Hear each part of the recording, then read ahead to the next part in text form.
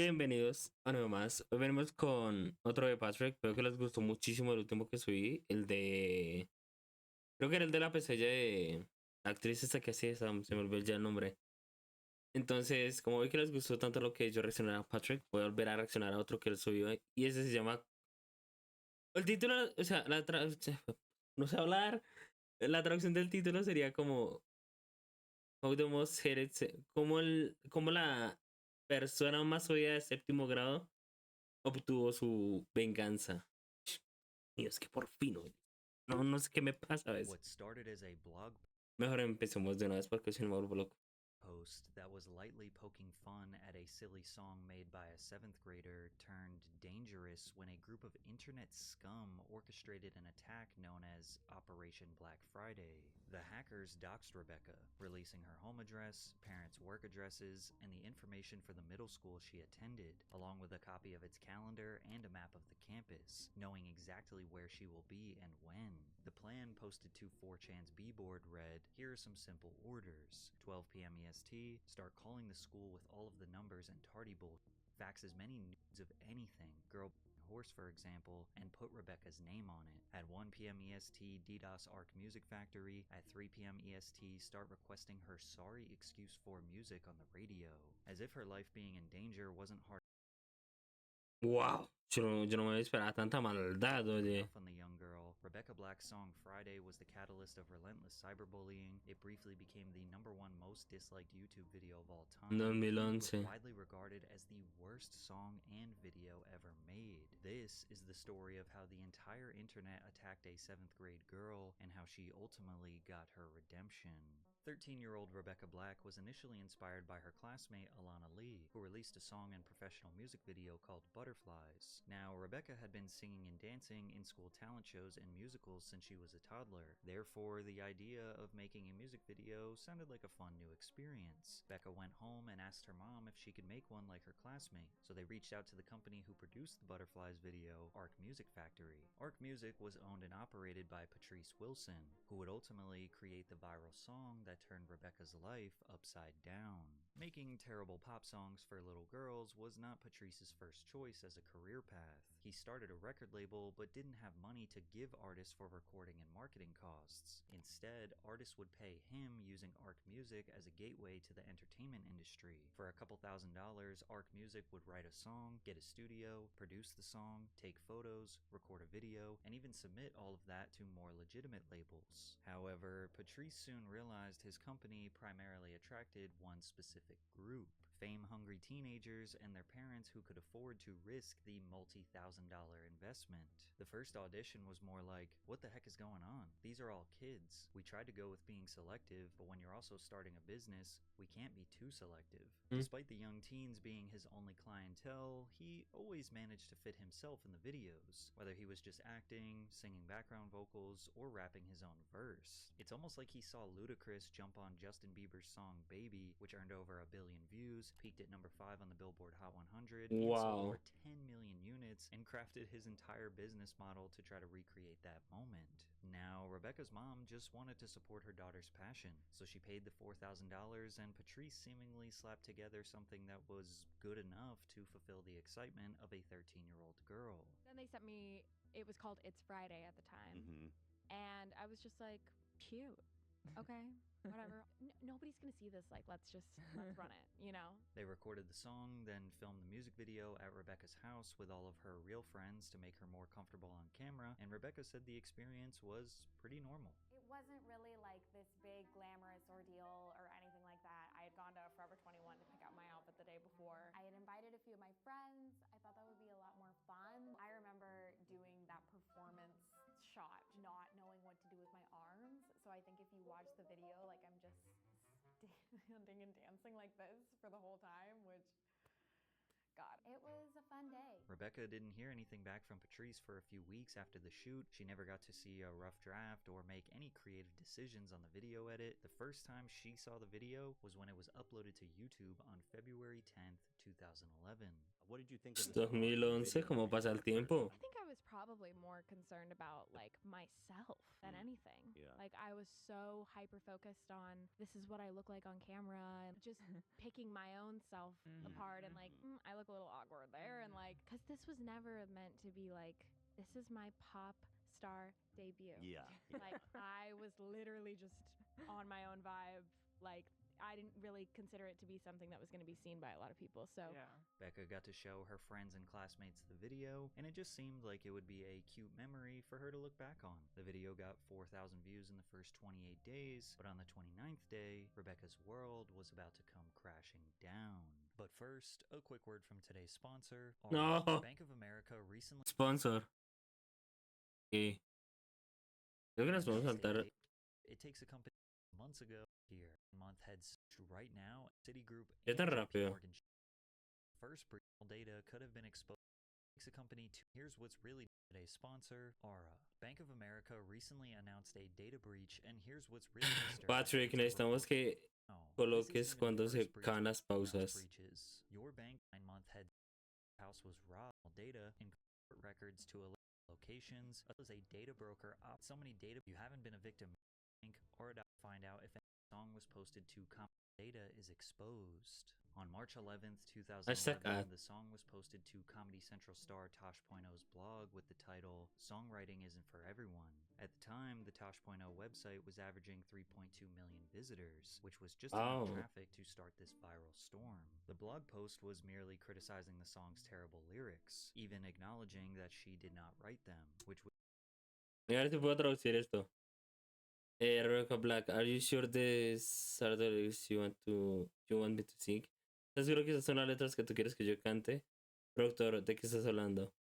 Rebecca, this part where I just kind of slow the days of the week. Esa parte en la que yo como que simplemente explico el orden de los días de la semana. Productor, that's the hook, baby. We're breaking it down for the kids. They're gonna know the days. Es decir, como que lo vamos a romper literalmente. Eso va a ser para los niños, para que ellos sepan cómo son los días. Criticizing the song's terrible lyrics, even acknowledging that she did not write them, which was true. It was written entirely by Patrice Wilson, and to be fair, the lyrics are pretty bad. The song is essentially about an average middle school girl's life on a Friday, waking up in the morning, eating cereal for breakfast, going to the bus stop, seeing your unlicensed friends drive up to your house, and not being confused by that, but rather not knowing what seat to take. Nobody wanted to admit it at the time, but the chorus was objectively catchy. Who doesn't love Friday? Who isn't looking forward to the weekend? However, the part where Patrice clearly exhausted the little creativity he did have was in the bridge where he had Rebecca sing, "Yesterday was Thursday, today it's Friday, we so excited, tomorrow is Saturday, and Sunday comes afterwards." And then of course he had to jump in to have his ludicrous moment. The Tosh blog poking fun at the lyrics was more than fair criticism. Others would not be so gracious, beginning to share some of the most hateful, vitriolic... Hello.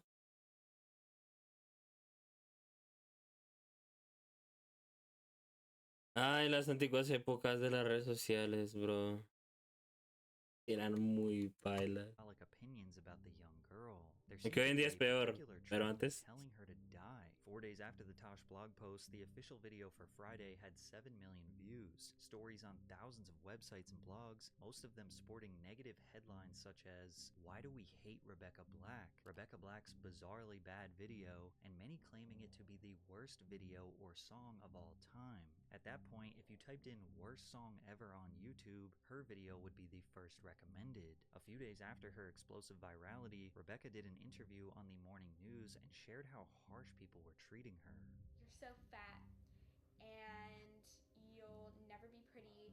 You suck at singing. I hope you go and I think you should get an eating disorder because that'll make you prettier. Additionally, Rebecca wanted to prove to her haters she could actually sing, since most people were critical of her monotone voice with the auto-tune cranked up high, but they weren't exactly impressed with her acoustic version either. Gotta make my mind up, which seat can I take? It's Friday, Friday. Unfortunately for Rebecca, the mainstream coverage just attracted more negative attention, sending the song into the tens of millions of views, most of which were just spamming the dislike button. There were definitely a lot of people just trolling, using her song and likeness as nothing deeper than a meme. Even deaf people said they were grateful they couldn't hear the song. However, you could imagine for a 13-year-old girl, it could often be difficult to tell the difference between harmless trolling and vitriolic bullying, especially with 4chan users doxing her and encouraging people to attack her middle school, or the countless death threats that prompted real criminal investigations. The bullying got so intense that her parents ¿Cuándo? prompted real criminal 2011. investigations. The bullying got so intense that her parents opted for her to be homeschooled, to which, of course, was celebrated as a victory for her online haters. It seemed like everything Rebecca did just amplified the hate. She appeared on The Tonight Show with Jay Leno, where she performed Friday for the first time. She was accused of lip-syncing when the backing track began before she even had the microphone in her hands, which is a totally normal practice for performers, but nobody was giving her the benefit of the doubt. At this point, the fastest way to go viral on YouTube was to simply make fun of or parody Friday. Countless YouTubers, including Nihahiga, Bart Baker, and Dashi XP, made remixes to the song. The Annoying Orange posted a Friday parody that has almost more views than the original. Several TV shows and media outlets poked fun at Black and her viral song. Conan O'Brien had a segment on his show where he made a parody of Friday called Thursday. In a less overtly mocking tone, Fox's Glee performed the cover of Friday in the episode Prom Queen. Just a couple weeks after going viral, her video officially surpassed Justin Bieber's Baby to become the most disliked video on YouTube. Patrice not only fulfilled his business prophecy, but he was able to one-up Bieber and Ludacris. Ironically, many celebrities were the ones who showed support for Rebecca. More fun, pom-poms. What do you think? Now, honest opinion, Chris Brown. Honest opinion of Rachel Black. I'm never a hater. Oh, it was great. I actually liked it. I'm gonna be jamming to it on Friday. Gotta get down on Friday. One of the most shocking supporters was television personality and record executive Simon Cowell, who is a ruthless music critic. Simon advised Rebecca not to listen to anyone over the age of 18. I'm being deadly serious. Whatever she's done has worked. Whether you like her or not, she's the most talked about artist in America right now. Nobody over the age of 18 should understand her or like her, so she should just do it her way. Even Lady Gaga spoke out in support of Rebecca. So what do you think about the future of fame through YouTube? I think it's fantastic. I say Rebecca Black is a genius, and anyone that's telling her she's cheesy is full of shit.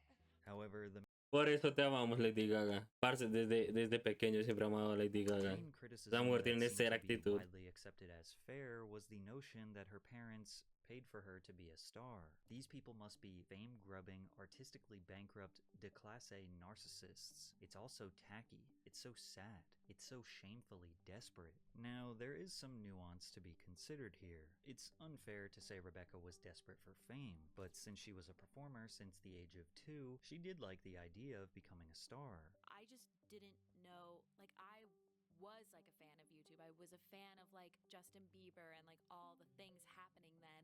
I wasn't ready for that then. Since American media glamorizes the celebrity lifestyle, it's not uncommon for a young girl to desire the red carpets, bright lights, and fans screaming their name. She loved to perform. She loved making music. Then again, she never thought Friday would be seen by anyone. She even recognized Friday was not a good song, but she also did not write it. Other critics wrote, "The only thing more horrifying than Rebecca Black's terrible Friday is the sad, easily exploited longing for fame she represents." This is a better critique of the industry as a whole. Rebecca was the product of an untalented record producer who was seemingly desperate for fame. It could be argued that Patrice used Rebecca and others to get himself publicity as a viral songwriter and music mogul, someone who could make your child's pop star dreams come true. He even hosted talent auditions on Good Morning America for his next star, only for it to be a commercial for his auto-tuned microphone toy. To make matters worse, Rebecca and her mother sued Arc Music Factory for copyright infringement and unlawful exploitation of publicity rights. The original agreement was that Black would own the exclusive rights to the song since they paid the recording and production costs. But then Arc Music began selling ringtones without their permission.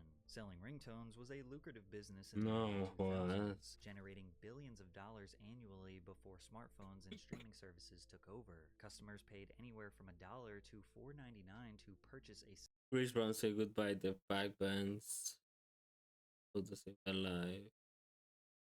The peak of Disney one.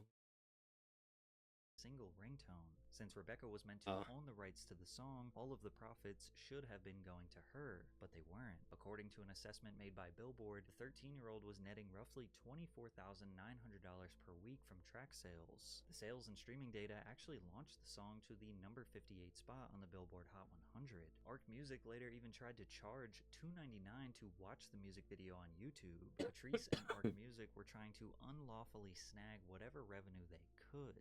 At this point, Rebecca had the worst introduction to the music industry and fame you could imagine. Most people in her position would crack under the pressure, but she did the opposite. She fought back, first by embracing the memes and making fun of the song herself.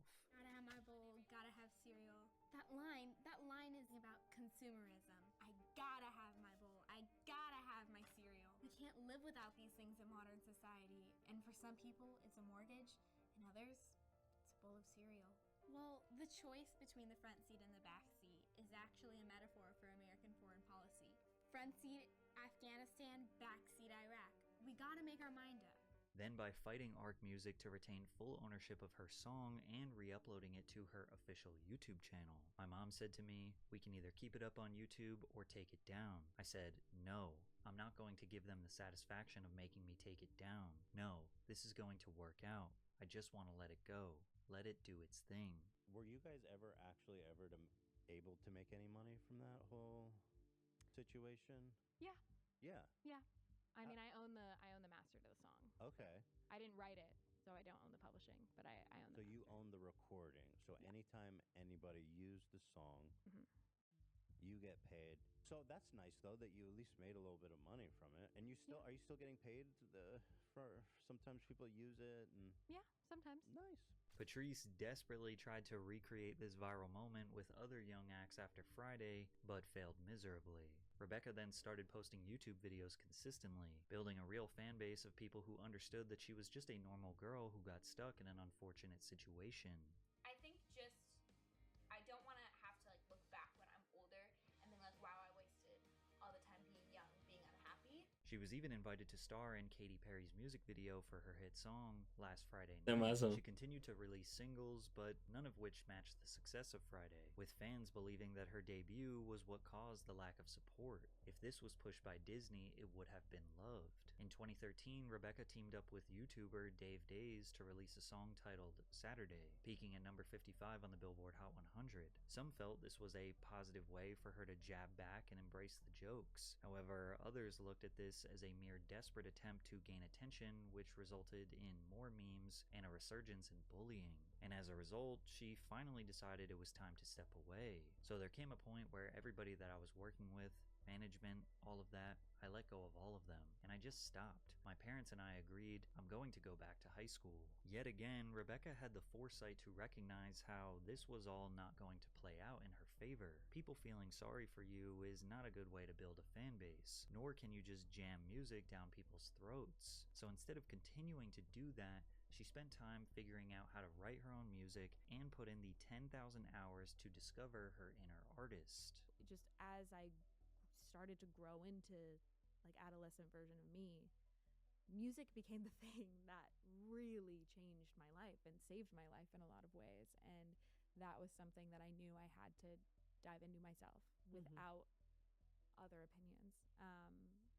So when I graduated high school, I moved up and I just started writing, and I wrote a lot of bad songs, a lot.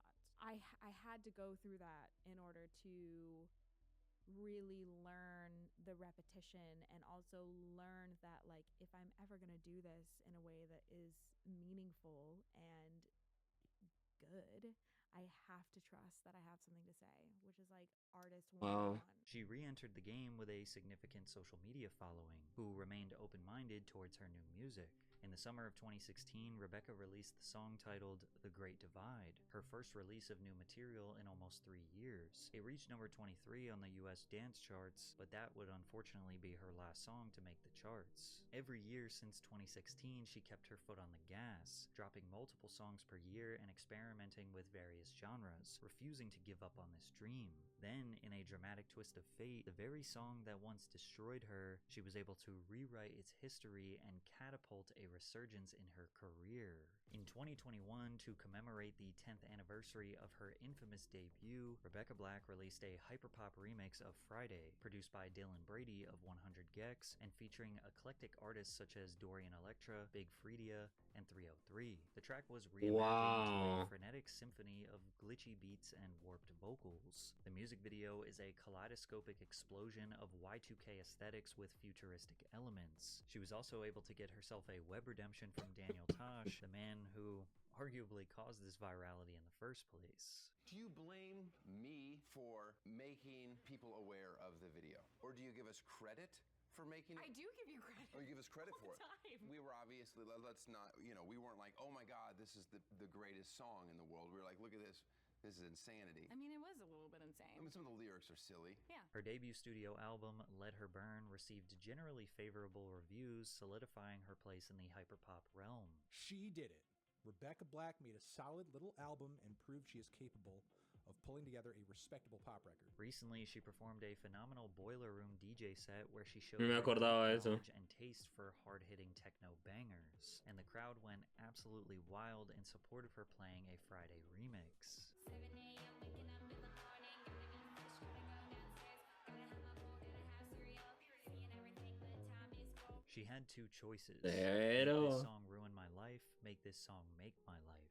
Actually mad inspiring to see how she flipped the script. At first, it was funny to tease Rebecca Black, but now people recognize we were way too harsh on an innocent 7th grader who was just trying to have a fun new experience. Friday was always a bad song, and it still is, but Rebecca rewriting her narrative and earning a genuine fan base from her hard work and creative vision could be one of the most respectable redemption arcs in history.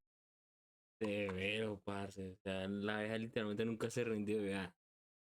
El set de Boiler Room ni me acordaba que había pasado, la verdad.